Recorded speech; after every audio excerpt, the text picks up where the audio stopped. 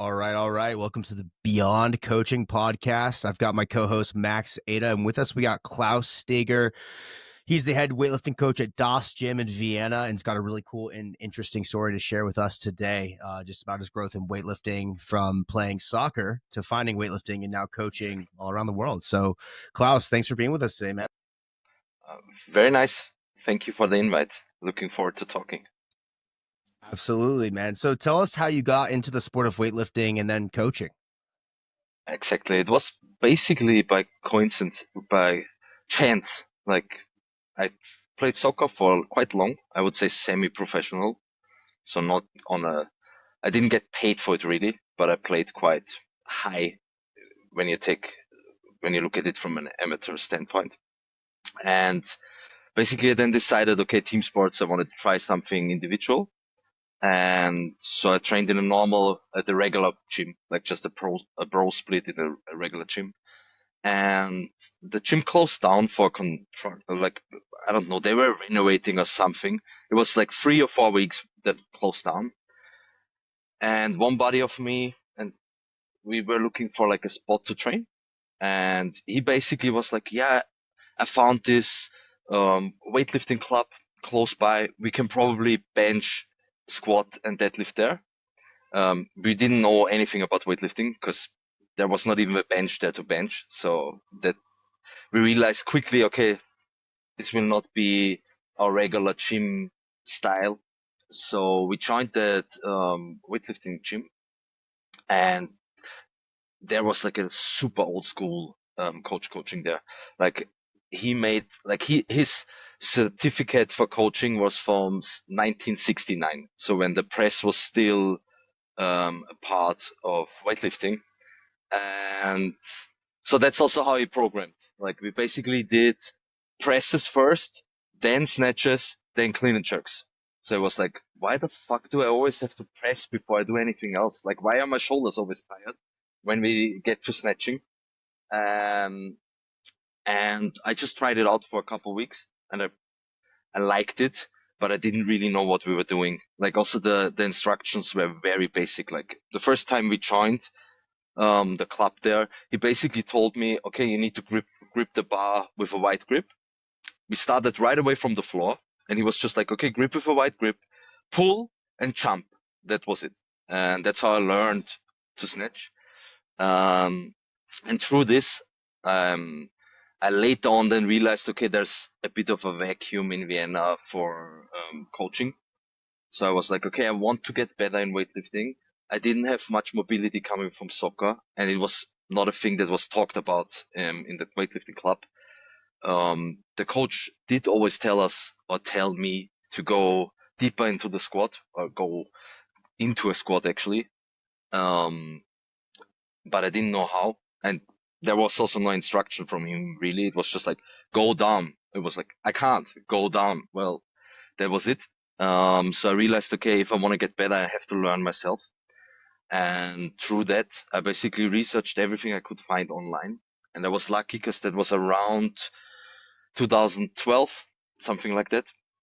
And so there was the first real things online. You could find some information already. So I basically just looked at everything that I could find and trained myself then a bit for some time. And through this, other people in the club then asked me, okay, it seems to be going well for you. Can you maybe also write a program for me, or can you also look at my lifts? And then I coach a couple people for free. And through this, it then developed into, okay, this is going quite well. I have a buddy of mine who would also like to try weightlifting. Could you also maybe coach him? And then I slowly started to charge like very small amounts for coaching. And through this, I then found at first a CrossFit gym that was like, okay, we want to do weightlifting classes, but we don't really have anybody who can run them. Could you maybe run our weightlifting classes? And then I started running at first like one class per week, and it got very popular. So then was 2 classes, up to 3 classes.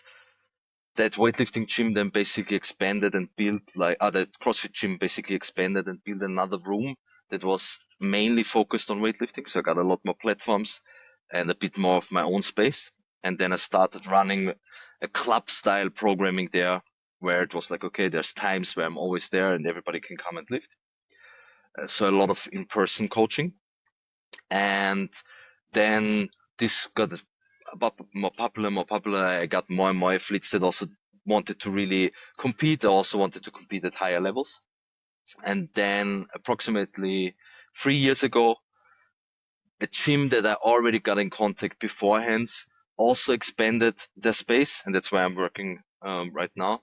And they were basically like, okay, we will expand and we want to build like a top-notch weightlifting setup, and we would like you to run it or basically help us build it and also really build a community there. So that's what I have been doing the last couple of years. And yeah, that's basically how I got into weightlifting and how I got into coaching. Yeah.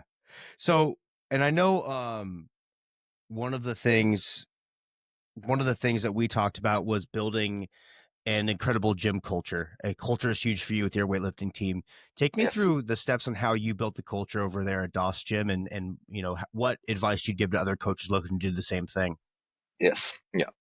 Um, yeah, like you said, I think culture is very important. I think that no matter how good your programming is and no matter how good you are at explaining technical aspects to different people, if they don't enjoy being in your gym or being around you, you will have a very hard time of getting clients. So I'm just, I think one of the most important things that I learned over time is even small details matter when it comes to culture. Meaning, if there's something that a behavior or an athlete that behaves in a way that I don't really like, I will just right away try to get like a one-on-one talk with them and be like, okay, look, I get why you got angry because you missed the lift or whatever, but we just don't do things like this around here. Um, and I feel like if you can ingrain this from the beginning, it then basically runs itself because other people will then come in and correct. You don't even anymore have to step in and be like, okay, we don't do this around here like that. I feel like other lifters then live or show the example of how things should be done. And then it's like really a nice and easygoing setup.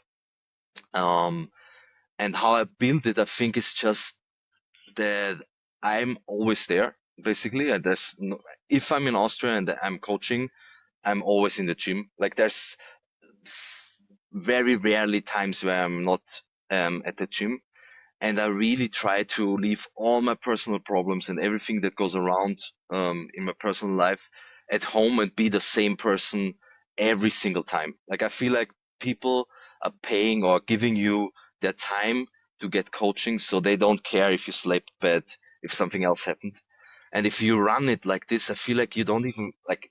I basically only have had to talk to athletes about behavior maybe twice in the last 10 years or something like that.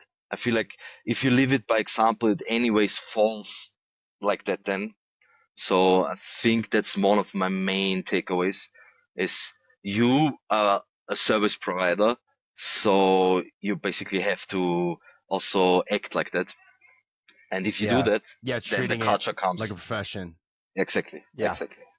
that's such a good point because I think a lot of people, the successful gyms I've seen, successful clubs, the ones that last the longest always seem to be putting that stuff ahead. There's like a trade-off. There's like some people that are too obsessed with like the family and they try to like make everybody into this like let's collect the misfit toys and that's our like shtick to get people to join. But it is like you're saying, it's like the when you show up day to day and you're consistent and you do things the way you do them because it's the right thing to do in your mind, like that just becomes one of those things that like that's what breeds any kind of culture you want, right? It's the foundation of it. That's cool to hear. Yeah, the other thing too is like exactly, Klaus. When we talked before, you said the whole thing about you leave everything else at home at the door. You enter in, you're coach that day, and no matter what's going on in your life, they get the same product that you're giving.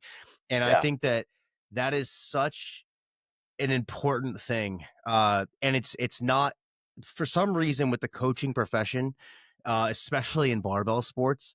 You just don't see that often. Yeah. You see like the commingling of like the personal and professional, and it's all this. It's just this clusterfuck of emotions and whatnot, and it leaves a bad taste. It hurts everyone else that's in the profession that treats it seriously. So when another coach is being unprofessional, unfortunately for the client who is maybe less educated about the profession itself, they're then going to label that as, oh, all powerlifting or all weightlifting coaches are like that, if they have a bad experience. So I think what you said is huge. Yeah, I agree 100%. Also, I think that even goes farther than just the culture at the coaching level or at the club. Even at competitions, I feel like, at least that's what the athletes have told me, that they always feel like even if they miss a lift, I will be the same person afterwards. And so they don't have that pressure of having to make lifts because they want to make me happy, because they know I will be happy no matter what. So that gives them even more of a positive touch or like a positive motivation to make the lift then, because they're like, okay, coach will be there no matter what.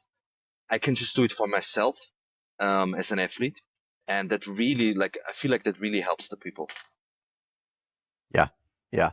Did you find that there was any challenge in figuring this out? Like, obviously you kind of just walk through like, this is how you do it. But like, did you run into like pitfalls about like, hey, I was trying this and that, it didn't work? Or did you kind of get this right off the bat?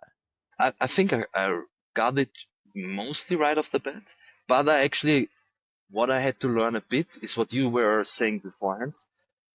I already was thinking about, okay, you should not mix private life and coaching too much. It shouldn't be like we all friends. I know that to a certain degree, I am friends with my athletes, but I'm not doing stuff next to training with them really. Like, okay, if we're at a competition and we go eat afterwards, that's fine. But I will not schedule, let's meet up on a random Thursday and we go eat as a team, or you go eat with me. I think that in the past, I maybe had to learn a bit, okay, you need to set the boundaries quite straight and quite quickly. Otherwise, you will run into athletes that are, I don't want to call them attention seekers, but they need a lot of attention. And if you give them that attention, they will then come back for more and more and more. And then that's the athletes that write you messages at like 11:30 about their personal life and ask you for advice. And then you're like, yes, I am a coach and I will help you with this, but maybe we need to set a bit of boundaries there. I think I had to learn this a bit, but otherwise it came quite straightforward. Well, then the other problem with that too is like, I think a lot of people don't get this, is they stop paying you as a coach. They're not looking for that. Like, that person can easily fall into the category of like, now they're just part of this thing where it's not about lifting and the training and the coaching. It's about something totally else they're trying to satisfy, right? You know, you're the dad that they didn't have, or whatever it is, right? Like, so yeah, it's like, I totally agree with you. I think that's a hard thing for a lot of people to get through and to get into that vibe of like, coaching is a profession and you have to treat it as like, raise your standard of the behavior you exhibit in coaching, so that you don't get into a place of like mishmashing everything with your athletes and the boundaries are just like super blurry. Yeah, I agree. Exactly. And I think what's hard, like I made a mistake here early on, where when I first built my gym, I was, obviously we're all there every day. I was there every day. And then I would do like I didn't have like a personal life outside of the gym. So the gym sort of becomes a personal life. And then years later, it started to scale, it started to grow. I actually had a life. And all of a sudden, though, those lifters that I had in the beginning start to leave because they're like, oh, Zach doesn't care anymore. He's not around anymore.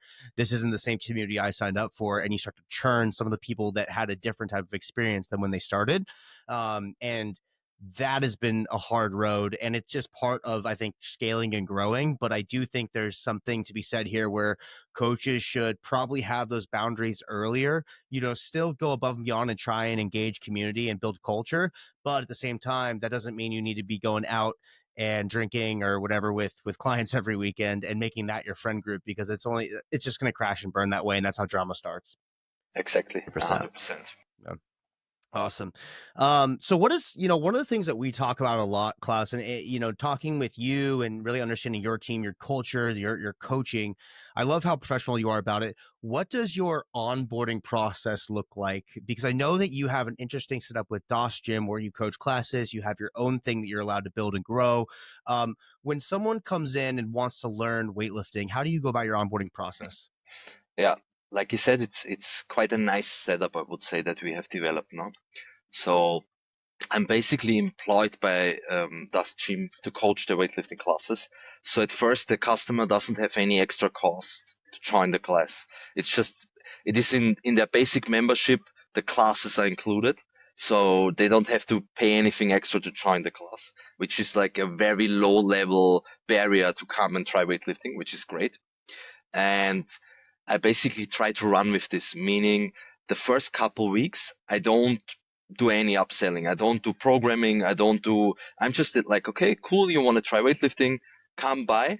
Like if it's once a week or twice a week, doesn't matter.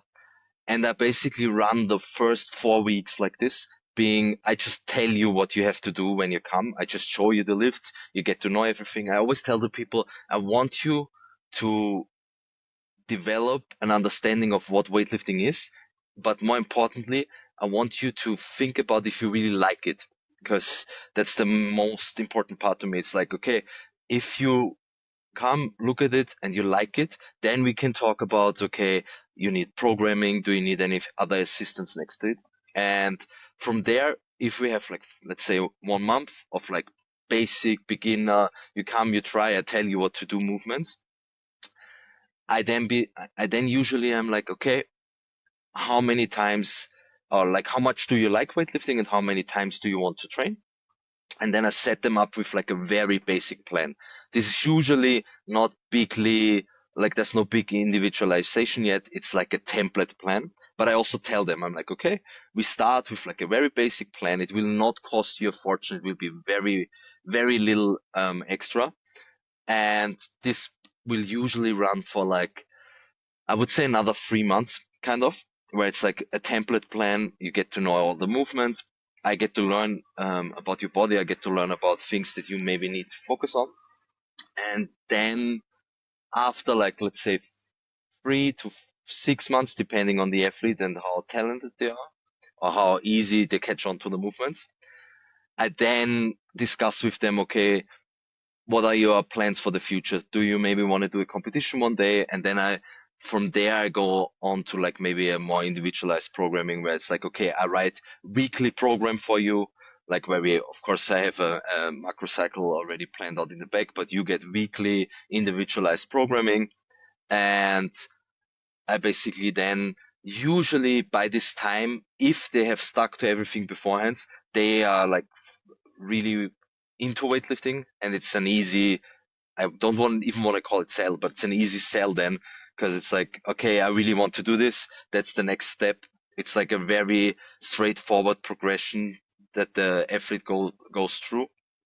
So that's kind of what I'm doing with most athletes. It's a bit different because I coach also at another gym where then sometimes get athletes that ask for programming, and of course then I start them maybe at a different plan already, because if they're already asking for programming. But that's kind of my setup. Nice. So when you take on a new athlete, like you said, like we're pretty like basic program, is that mostly because you're spending a lot of time just kind of coaching them through it where Yes. they don't know the exercise? So you like basically like make up for the individualization with like, I'm just going to teach you more and kind of like, we just need a structure.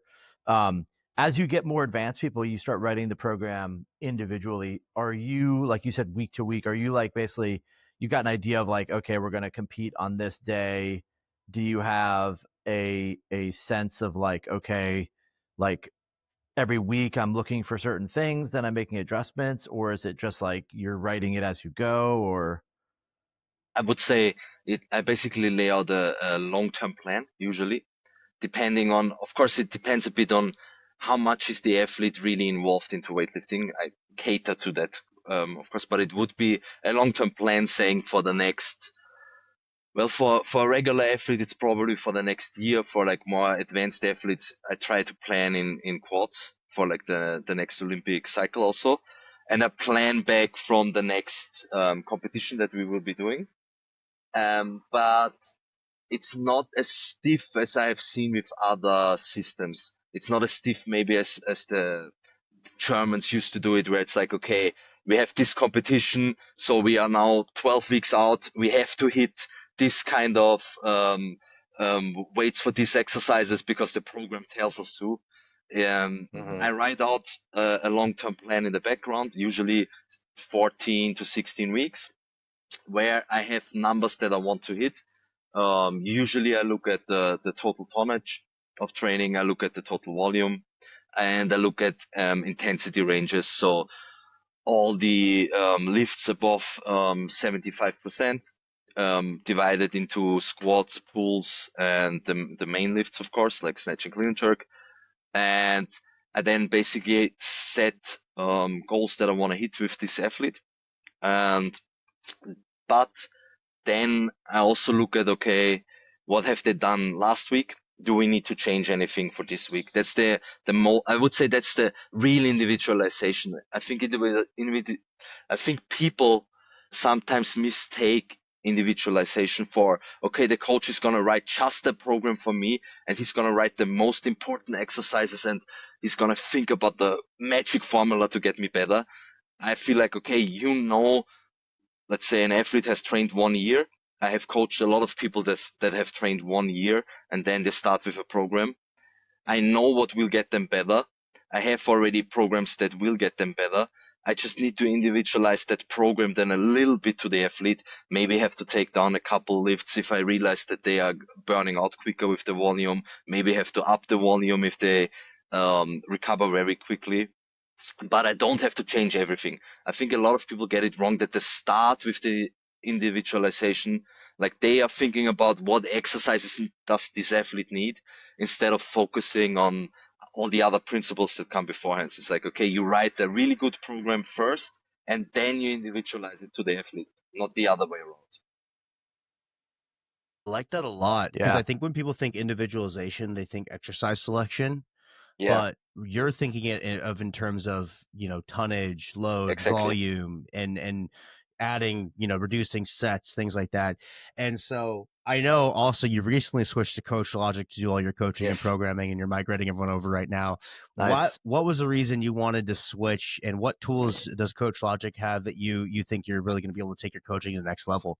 Yeah, I would say what basically sold me for it is, of course, that it's written by someone who's a weightlifting coach. I think that's a big, big plus, because all the other app solutions are basically written for general programming, not with weightlifting in mind. So that was one big thing. And I think one of the biggest sells for me was the implementation of AI and KI, so that I can scale my programming up. Because what I told you now is it's not super complicated, but it takes some time to set that up for the athlete and to write every week individual.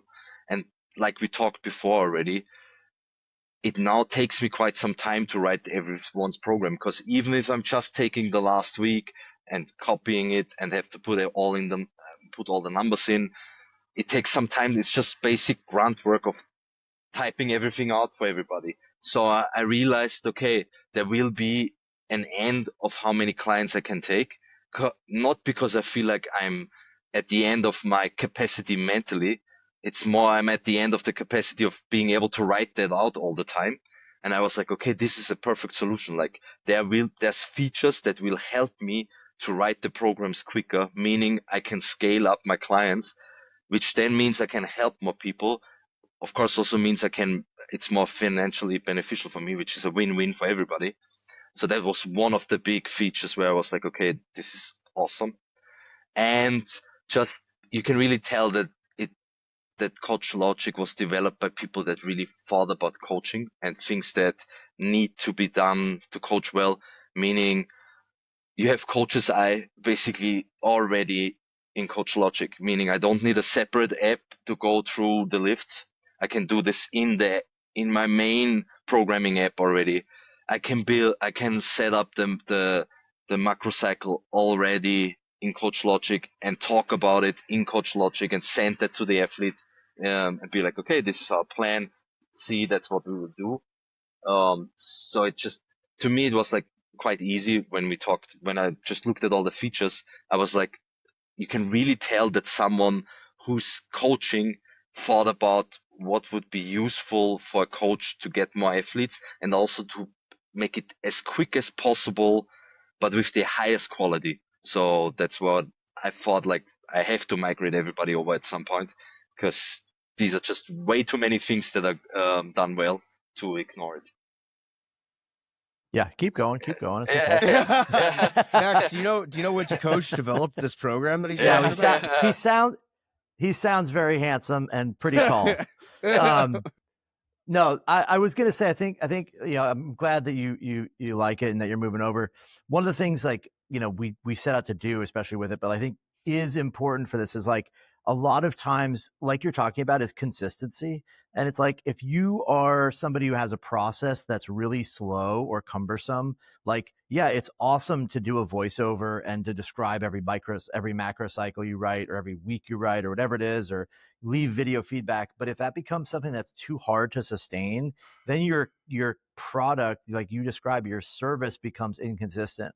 And so it's like, you can't be as good a coach because you're not able to deliver quality over and over and over again. And people they'll just get used to this, like, sort of haphazard, like, hey, it's like if you gave feedback every day and then you started going every 3 days and then 1 day, then 7 days and a month, it's like, it's just not consistent. So it's like, you just lose all of that buy-in from the athletes as well. So, like, a huge part of it was that. And obviously all the cool stuff we're going to do in the future and the tech is neat. But I think fundamentally it's like, it's exactly what you're already doing in person. It's like, the more we can do something that allows you to do your job with more detail and deliver a better, higher quality experience and do it faster, like, that's ultimately the goal, right?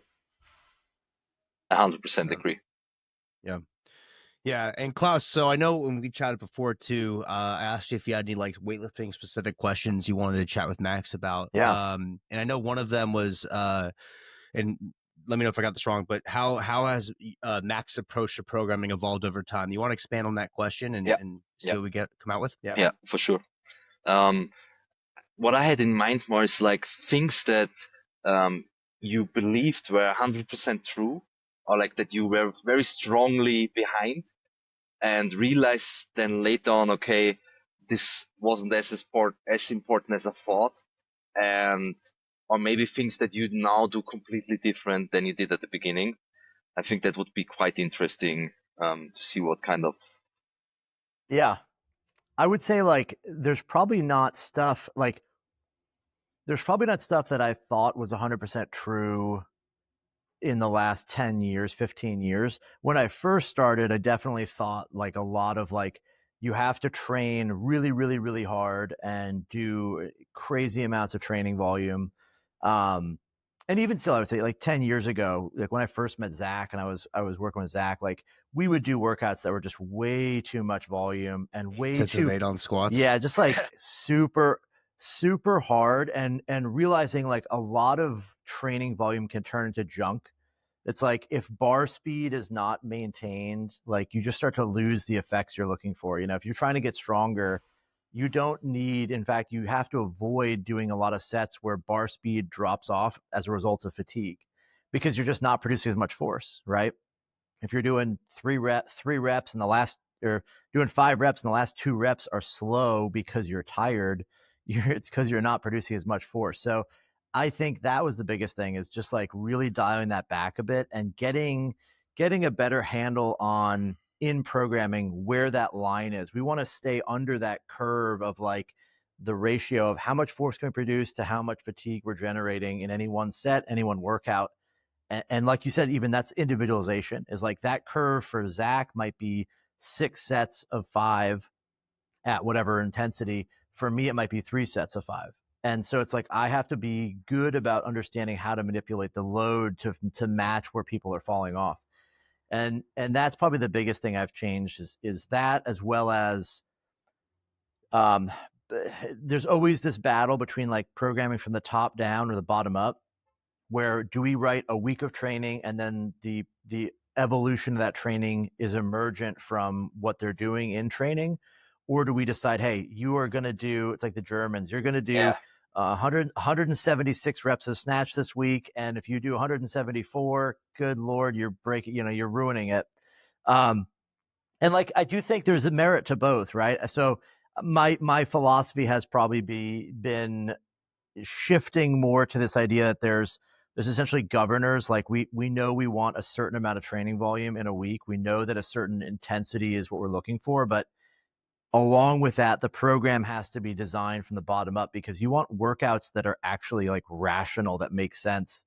Doing whatever, 5 sets of 3 and then 2 singles is like, yeah, it might hit the volume, but it's like, what are those singles for? Right? Or any number of things, right? You could chop up volume and intensity however you want, but ultimately you have to really tune the training to the athlete more. So I would say those two things are the biggest thing. Yeah, that makes a lot of sense. I feel like the thing you said about strength training and pushing way too hard with intensity in squats and maybe pulls, but mostly squats, was from the outside looking in. When I got into weightlifting, it was quite funny to see, because in USA weightlifting, you had this kind of push from the outside from people that didn't coach weightlifters, that all the athletes in the States are way too weak. And Yeah. me looking in from the outside was like, what the fuck are you seeing, guys? No. Like, all the squat numbers of the people in the States at the time were like sky high, but the lifts didn't match the squat numbers. And you had Louis Simmons at Westside Barbell still blabbling on about weightlifters need to get stronger, you need to get stronger. And I'm like, they need to get faster with the bar speed. Like you said, exactly the thing that you described. Yeah.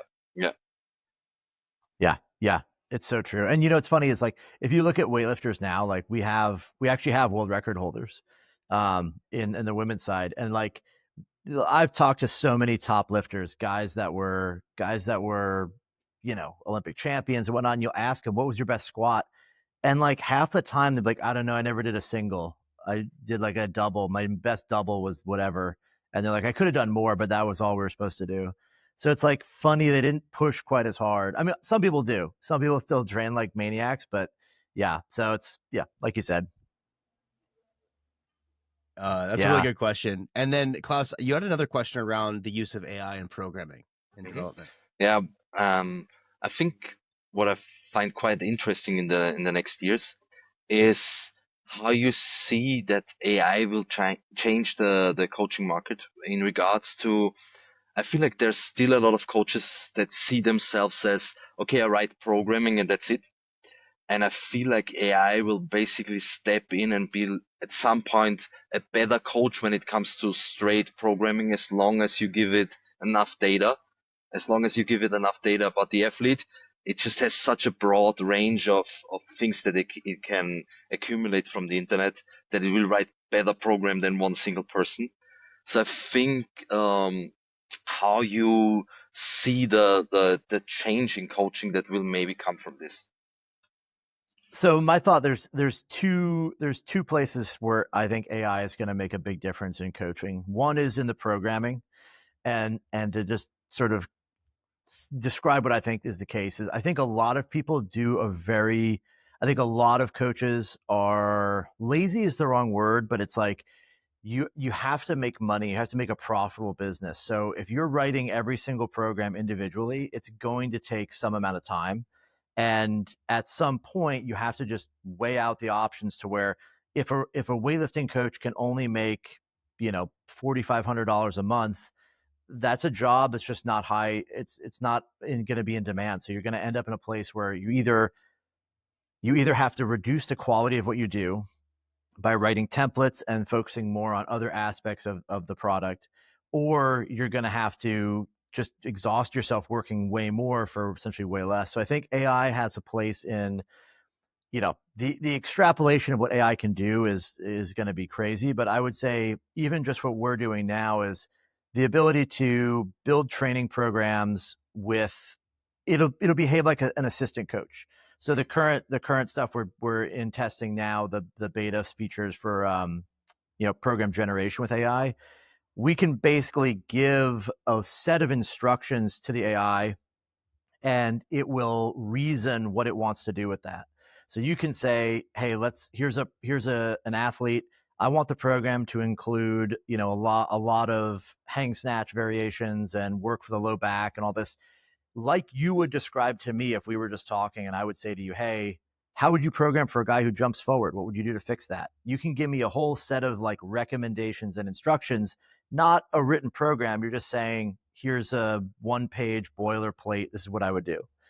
The artificial intelligence that we use and what we've built will basically reason out and interpret that and create programming around it in its own, what it believes is the best, right? Based on the logic and the context we've given it.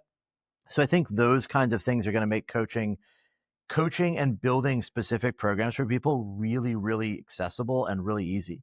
If you imagine that you now have a profile for an athlete and you could say, hey, this guy, he does these 5 things. I like his program to include this. Don't keep that in there.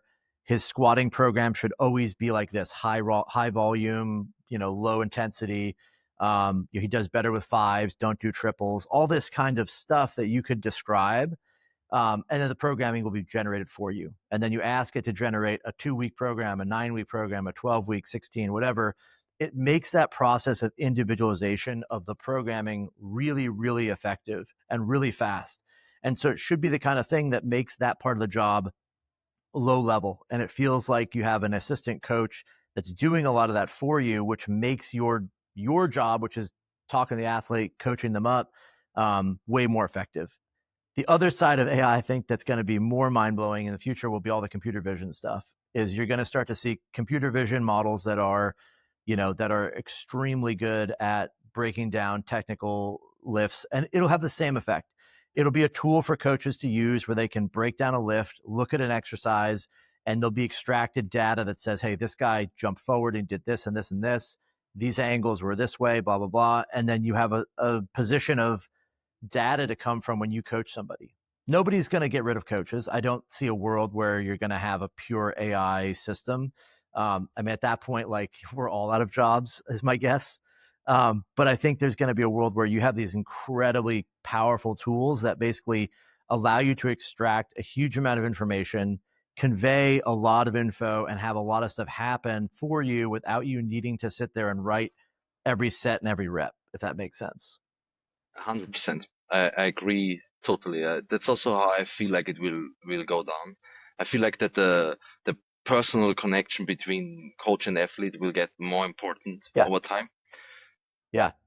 Because you will have all this data, and it's then even more your job of how you tell the athlete what you want him to do.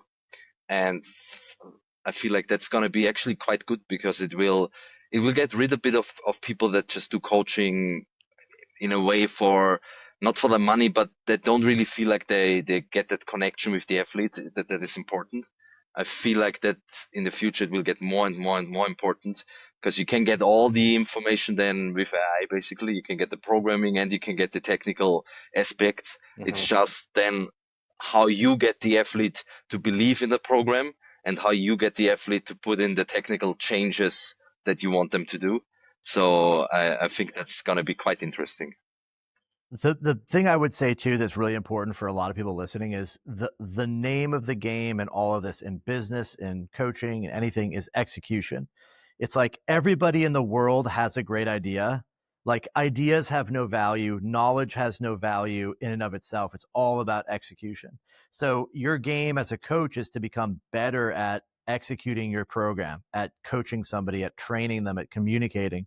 And AI tools should just make that easier for you, right? Where you don't have to spend all of your day writing a program or doing this. Like you should be delivering the result, right?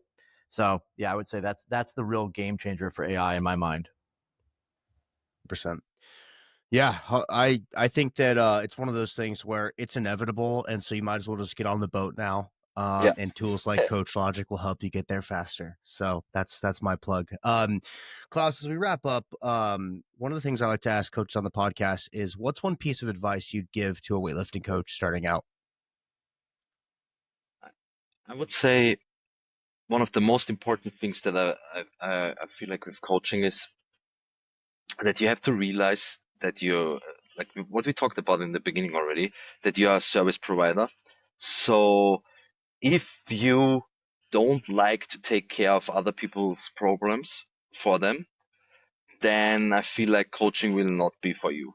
Like if problems in general stress you, then you will not have a nice time with coaching, because basically that's what you're doing 99.999% of the time is troubleshooting about problems. So if problems stress you and you feel like if you have too many problems in your life, your life quality goes down, then really consider if coaching is the profession for you. Like I feel like that's what I have seen with other people that are coaches that maybe don't make that their profession for a long time. It comes down to this, that they get stressed by the problems that the athletes present to them. And it basically then sips into the private life, that they are stressed or have a bad time because they just get a lot of messages from athletes like, I hurt my thumb today snatching because I pushed it into the bar when it jumped back up, or I just got a tattoo. We need to rewrite the whole program because I can't put the bar into the front rack, or stuff like that. You just need to be ready for problems that will occur, and you will need to be sure that you don't have a problem with troubleshooting for other people. And as long as you have that capability that you want to make other people better, and it doesn't stress you that they will come with their problems to you, then I think you will make a fine coach. Everything else you can learn. I feel like everything else, the information is out there. You can, like, even if it's not a university course, you can study enough weightlifting online. You can get the books, you can get the knowledge. Programming has some factors that are more complicated maybe, but it's not rocket science. It's like you can learn that stuff. But if you have problems with personal relationships with athletes, meaning if you don't like things to not go as they are planned, then you will run into big problems. I've seen this in the past. Coaches that write really good programs, but they just get so stressed out if the athlete doesn't make one lift, if the athlete has to skip one training. They just basically are like, the whole program is ruined. Something a bit in the line what Max said before with the German programming, where it's like, okay, you made 177 lifts this week and the program said 175. Everything is screwed. If this is your character, it will be, I think, quite problematic in coaching, because we are dealing with people, so it never goes as planned. There's always something that will go wrong. There's always things that we need to cater for. So if you have the capability to do this, I think coaching is for you. If you feel like I rather have the numbers as numbers and they should be hit, maybe another profession would be better for you. Yeah, definitely. Well, Klaus, I really appreciate your time. I'll link all of the information about you down below in the bio here in the caption. Thanks for being on the podcast, and thanks for being a CoachLogik user. Yeah, thank you guys. It was very nice talking to you. Awesome.